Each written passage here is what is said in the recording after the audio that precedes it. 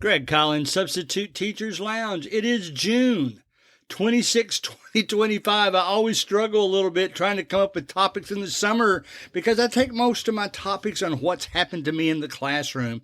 But today, we're digging in more to AI. I hope it will be interesting to you because I have in front of me a book called Substitute Teacher's Guide to Chaos, Real Life Stories from the Trenches, Lessons You Won't Find in Any Textbook. It says #1 bestseller of 2025, and the author is listed as Greg Collins. Well, I didn't write this. This is not going to be a commercial. I'm not even going to tell you the company that I got this from, but you can get it for yourself. You can find it for yourself, I should say. I entered in a bunch of stuff. It was probably only 10 questions. One of them was, what are you doing right now as a substitute teacher? And AI created this book. Now, I don't know if it just created it from those 10 questions or in some way it had a way to research me and find out more. But I'm going to read some excerpts from the first chapter that are absolutely uncanny, almost a little bit eerie because it is so close to what my actual early days of substitute teaching were. So if you got a few extra dollars spinning around, I would encourage you to do this too. It's actually a group that will do this for anybody, not just substitute teachers. I'm actually going to put some cover art in the description of the podcast today so that you can see the way the cover turned out too. But I'm looking forward to it. A book about me that I didn't write, and neither did anyone else. Substitute Teachers Lounge.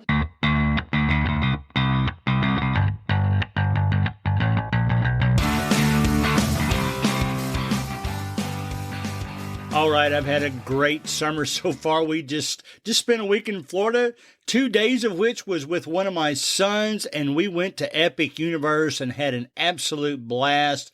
You got to go see it, even if you're not a Universal person. You got to go see Epic Universe. It's worth it. My favorite attractions was Monsters Unchained. My favorite land was Super Nintendo World. That's really the reason I wanted to go in the first place. If you get the opportunity to do that. The other great things I this summer so far is I'm helping coach a summer 8 to 10-year-old volleyball team, just a casual YMCA type league. We started playing games last night. Saw a couple of students that I had sub last school year, I guess, there to watch their sisters. So it was cool to see them again. Let's get back to this book. Now, if you find this company, you'll find it. If you want a book like this, you'll find it. It's an AI created book. I assume this is a new company. I was really not, my expectations weren't that high, but man, after I looked through this, they created 20 chapters. Now, I will say this, if you enter in the fact that you're a substitute teacher, I don't know, maybe it creates the exact same book for you with just your name in spots instead of mine.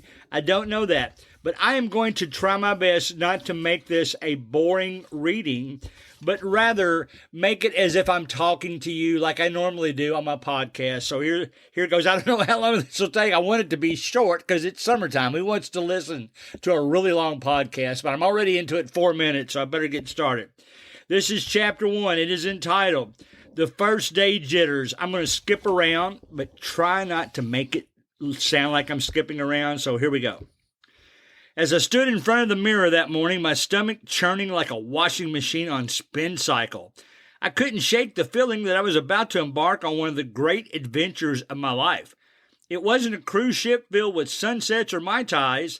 A retired vacation groupie like me usually longs for that kind of trip, but rather my first day as a substitute teacher. Who knew that a grown man could feel this jittery? I felt like a contestant on a game show waiting for the host to announce the prize. What do you get when you cross a nervous retiree with a classroom full of kids? Greg Collins. Oh boy, I could feel my heart racing in my chest, and my palms were sweaty enough that I could probably have lubricated all the wheels in my house. As I drove to the school, I couldn't help but imagine all the potential disasters that could unfold. Would I walk into the classroom of sweet-faced little angels, or would I stumble into a den of teenage chaos where sanity went to die? Was I prepared to confront the little know-it-alls with their snickering laughter and their iPhones out at times? The thought of a hungry pack of sixth graders cloning my every word made me shudder. In my pastel Hawaiian shirt, let me break away just for a moment. I can't remember telling this organization that I wore Hawaiian shirts to school, but I do just about every day. All right, back to the book. The thought of a hungry pack of sixth graders cloning my every word made me shudder. In my pastel Hawaiian shirt, I felt like the only thing standing between order and pandemonium was a questionable sense of humor and a solid playlist of 70s music. Because, let's be honest, nothing diffuses tension better than a little staying alive. Eventually, I found myself standing in front of a classroom door.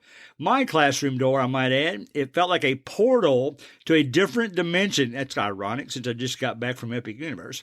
I put my hand on the handle, took another deep breath, and steeled myself for whatever lay within. My heart pounded like a bass drum as I turned the knob, partially afraid of what was on the other side. Some parasite-like preteen who'd become the ruler of the jungle, ready to dethrone me at my moment. What if this self-imposed gamble didn't pay off? If only I could summon the spirit of my vacation trips with their easygoing vibes and charm. As I entered the classroom, the energy was palpable, a mix of excitement, shenanigans, and a hint of treachery lurking in the corners like a cat ready to pounce. I let out a nervous chuckle, which earned me a look from a girl in the back who seemed suspiciously wise for 12 years old. She had a half smirk on her face, as if she had just realized she was about to witness a glorious train wreck. I quickly gathered my thoughts and put on my teacher face, which, by the way, looks a lot like my regular face, but with a touch of faux confidence added in. I cleared my throat, a sound that resonated throughout the classroom like an air horn, and introduced myself. Good morning, everyone. I'm Mr. Collins, your substitute teacher for the day. The way I said it, I could almost hear the echo of uncertainty ripple through the room. I swear they collectively held their breath, trying to analyze me like a science experiment gone wrong. It was as if they are trading bets on whether or not I could keep them under control. Some students nodded. Others seemed deep in thought about whether they would need to send a rescue text to their parents. After a whirlwind of introductions, I tried to regain a semblance of control, asked them what they liked to do. The conversations fused into a cacophony reminiscent of a disco party gone wrong, with kids shouting out hobbies like eating pizza, playing video games, and scrolling Insta. No surprise there. If there was one thing I learned from all those years watching 70s sitcoms, it was that kids could be unabashedly honest about what they loved. I could hear the echo of golden songs like Dancing Queen playing in the back of my mind because, hey, who doesn't love a little dancing amid chaos? To further complicate matters, I decided to introduce some engaging activities. I split the classes into groups, arming them with construction paper, scissors, and markers in an effort to create their own pizza, complete with toppings, as we started discussing fractions. I figured if they could grasp fractions by designing their ideal pizza, perhaps that would spark some joy and interest in math. Yet, what ensued was akin to a kindergarten class left unsupervised at a zoo. Scissors began flying, and paper pizza slices started sticking to walls like wildlife rather than resembling culinary art. I felt my heart race a little as I realized I'd now created a pizza-based papier-mâché site more akin to an avant-garde museum exhibit rather than a math lesson. They say in teaching, a good lesson plan is only as useful as the ability to adapt to real-time mayhem. Very true. As I swiveled around to regain control, a part of me thought, what would the great rock stars of the 70s do in this situation? The answer was simple. They'd roll with it and embrace the chaos. And that's precisely what I attempted to do as I launched into a bizarre impromptu discussion about how rock music can break down barriers, even those formed by mythology around fractions, somehow peppering Stairway to Heaven into my attempts by making math relatable felt incredibly liberating at the moment. One sunny Tuesday morning, I walked to the classroom filled with an unusual sense of optimism. I'd barely closed the door behind me when it happened. A once innocent plastic water bottle magically morphed into a projectile, launched with pinpoint accuracy into the air like a scene straight out of an action movie.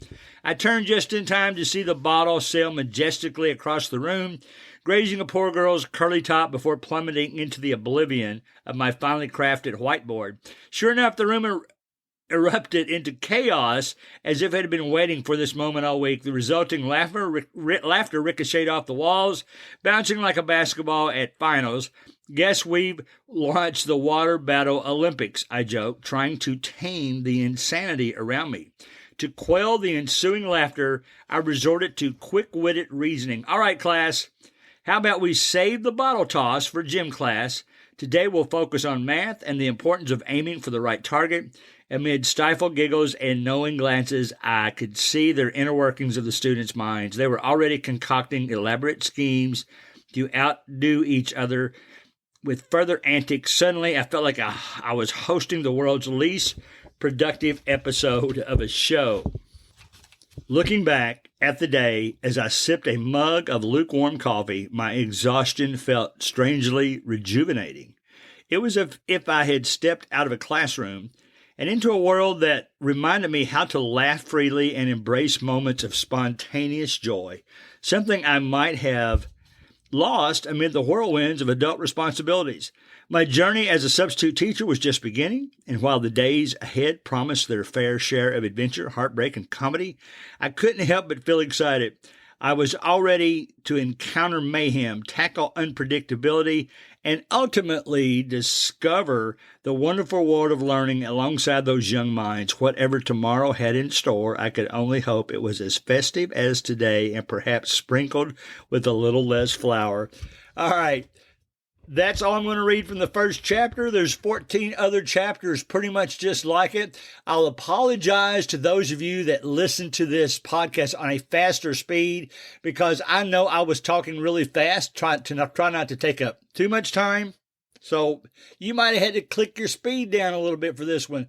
But that's it, an AI created book about me, not written by me or anybody else, just written by the forces out there above us.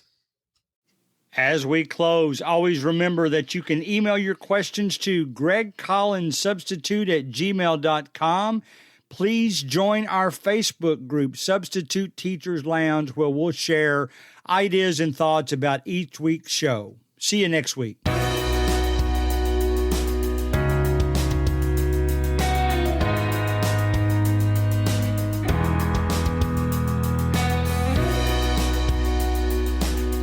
Music provided by Ben Sound.